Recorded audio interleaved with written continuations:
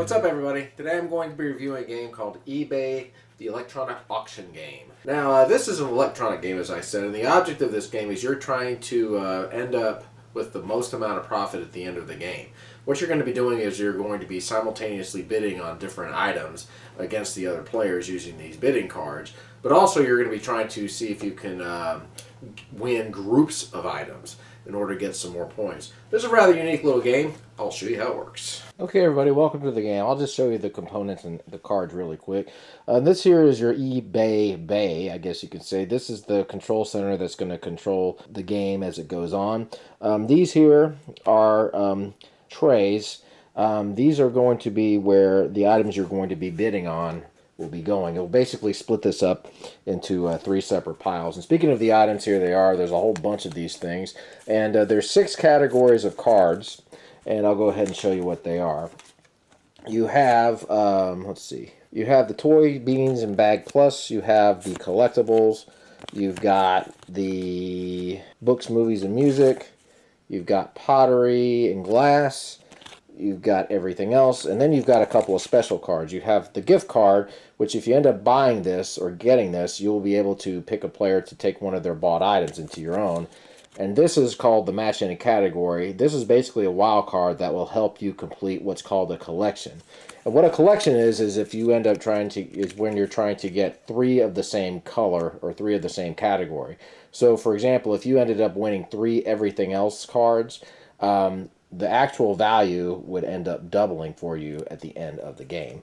Now, basically the way this works is these cards are going to be placed into that tray over there on the estimated value side up. And you're going to be bidding on these cards. Now, in this case, the actual value is actually double what the estimated value is. So some of these cards are going to be double. Some of these cards are going to be the same as the estimated value. And then there's going to be some cards that are going to be less than the estimated value. And these here are your bid cards. Now, you're going to be using these bid cards throughout the game to bid on the different items. These range from $10 up to $300, and then you have the proxy card, which is basically the highest bid in the game. If you play this card, none of these other numbered bids will beat it. The only thing that will beat it will be another proxy card. Okay, so now the way the game works is you see here that there are 3 items up here in these bays, and there are also these different numbers. What the computer is going to do is it's going to call out a certain color, and whatever color is that you have holding in your hand as far as the bid cards go, you're going to be placing a bid in any one of these 3 trays for these different items. Now, if there is somebody that has a bid in there, you're going to have to beat their bid. You also can't outbid yourself. And eventually what's going to happen is the computer is going to close off one of these numbers, and whoever has the highest bid is going to end up getting that card. Now, the interesting thing is once you win an item, whatever card you use to bid on, you're going to have to kick out of the game. So if you ended up using, like, say, a $300 bid card and you won something, you're going to have to kick that out of the game, but you have to think because, you know, you might end up with an expensive item coming up, but you're not going to have your $300 card. So let's just go ahead and just go through a couple of rounds and just show you how this works. Many players. 3. Use the red, blue, and yellow cards. Press resume to bid. Okay, here we go, folks. New items are up for bid. Yellow. Okay, say yellow bids 200 on this. He'll hit this. Blue decides, I'll bid on this. Red, he says he'll bid on that. A3 sold to the blue player. Okay, so now the blue player has now won this card, so he has this now in his hand, and this card is going to be discarded and out of the game, so he no longer has this card. Now these 2 are still open, so what we will do is we will go ahead and bid on this now. New items are up for bid. Blue. All right, blue decides, that's good, I'll bid this. Yellow. Yellow bids this. Red. Let's say he does this. All items are still up for bid. Red. Oh, red. Let's say he does a proxy on this. Yellow. Yellow. Let's say yellow passes. Blue. Blue puts one here. All items are still up for bid.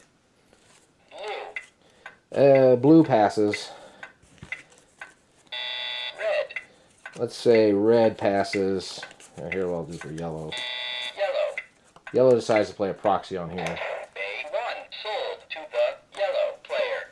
Press resume to bid. Okay, so now the yellow player has won the Amethyst Stone here, and this $300 card is going to be out of play.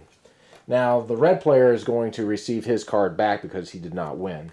So essentially, that's basically how the game works. You're going to be trying to win these different items. And again, you would like to try to get at least 3 of each one of these categories here, 3 cards, because if you do, you'll double the value, actual value of all the cards together. And then, of course, you have the specialty cards that you want to definitely try to get. The bid card, and the gift card, and then the display case card, which will work as a wild card to help you get one of your collections. So that's basically how the game works. At the end of the game, this thing goes about 30 rounds, and at the end of the game, whoever has the most amount of profit or money at the end of the game is going to win. My thoughts on this game, this game surprised me. This is a game that goes really quick. It's a fast-paced game, and you really have to kind of think on your feet when you're playing it because you don't want to run out of the good bid cards, but at the same time, you don't want to let too many items get away. So you're having to. There is a little bit of strategy involved in this game, but I really like it. If you find this game, I would recommend getting it. If you like to speed games and you're just looking for something that's pretty easy to learn and fun, I would get it. Anyway, that's my review. Y'all take care.